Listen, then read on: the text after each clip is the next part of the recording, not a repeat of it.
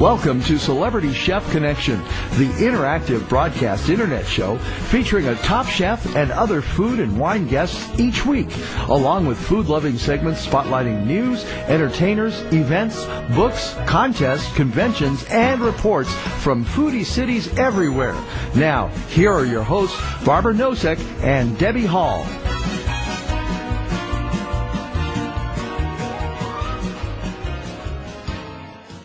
Hey foodie friends, this is Barbara Nosek inviting you into the party room that's otherwise known as Celebrity Chef Connection. And this is Debbie Hall saying, let the good times roll, let the food party begin. We talk about the cuisine culture he'll be joining in Southern California.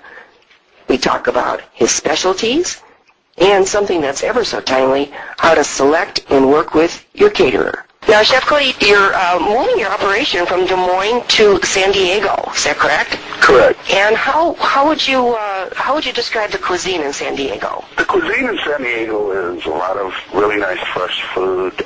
It's kind of got a French background to it because the sauces are lighter, the portions are also smaller, and it's a lot of room to play. I also see a lot of fusion when I go to different places around town, which is something that really excites me to incorporate Spanish with Italian and French with, let's say, Chinese or something like that. So I see a lot of interesting possibilities. Interesting. Now, let's talk about some of your own specialties. What might those be? Well, basically, you see, I was a very fortunate chef. When I apprenticed, I literally worked for a German chef that, his name was Knut Appitz, and he was very into travel. So when I finished my apprenticeship, he sent me to do 3-month, 4-month, 6-month journeymanships all over the world, practically. That experience was just unbelievable, and quite frankly, that's what I'm good at. I'm one of the few people that you will find that's versed at many different styles of culinary art. Now, in Des Moines, you had a number of different dining formats. Will that change? Will that stay the same? What will you be offering in San Diego? What we're going for in San Diego is, well, my goal is simple. I want to be the best personal chef in San Diego. I want to be going into the right homes, the people that really understand food and are into 7-course meals with, let's say, around the world in 7 courses where we might hit a different dish from every continent.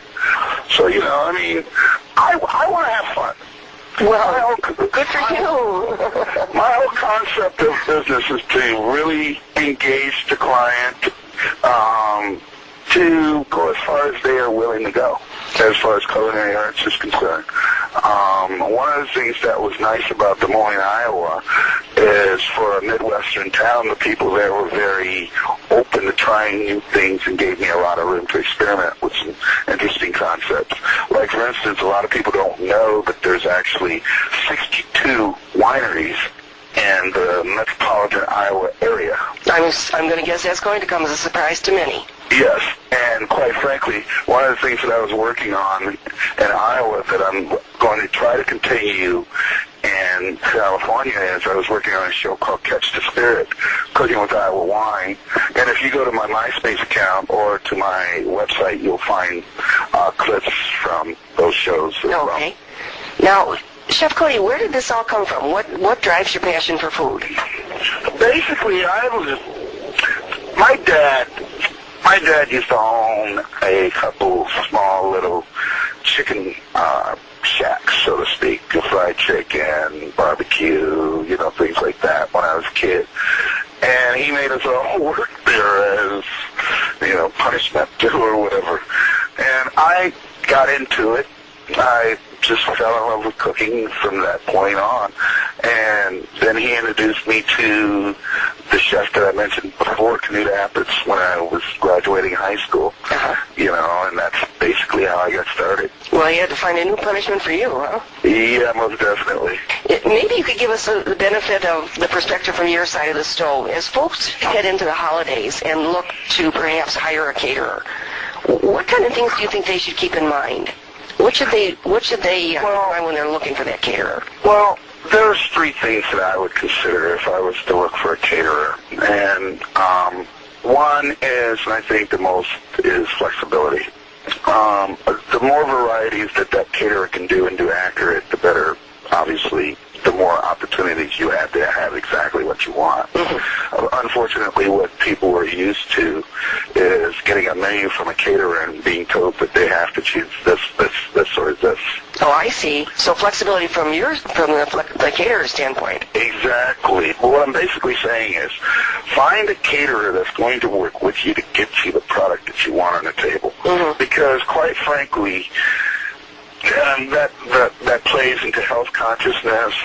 It plays into a lot of different areas. I mean, everybody goes to a party, and there's always one or two variants of vegans there. You know, the idea of just giving them the side dishes from what the other people are enjoying isn't what I consider to be a good caterer. Interesting. You know, I mean, they should have something just as special. You know, so I mean, that's where variety comes in. Also, availability is very important.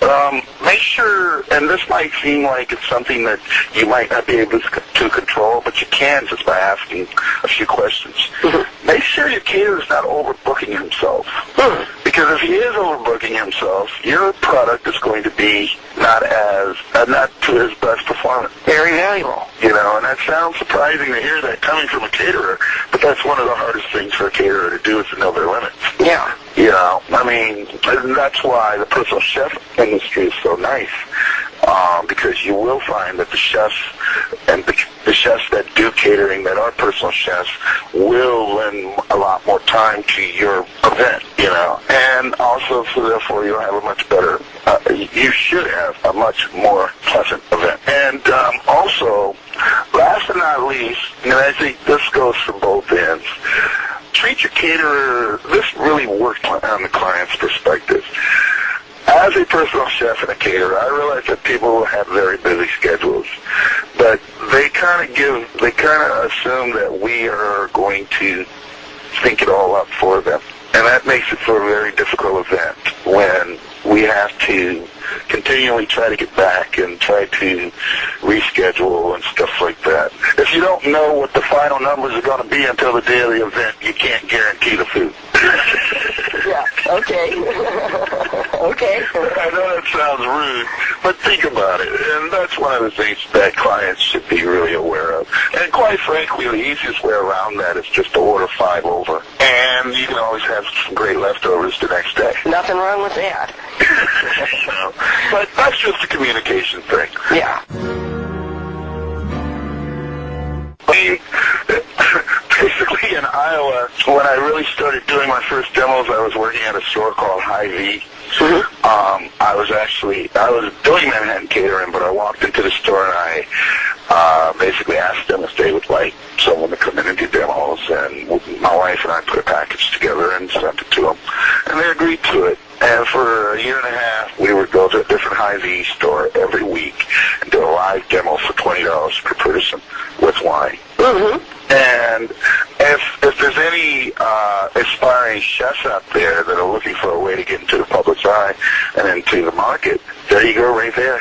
That I guarantee you that'll get your name out quickly. Thank you, Chef Cody. Oh, thank you very much for having us, and we really look forward to not only being in Southern California area, but also being in the Vegas area as well. Very good. We look forward to having you here.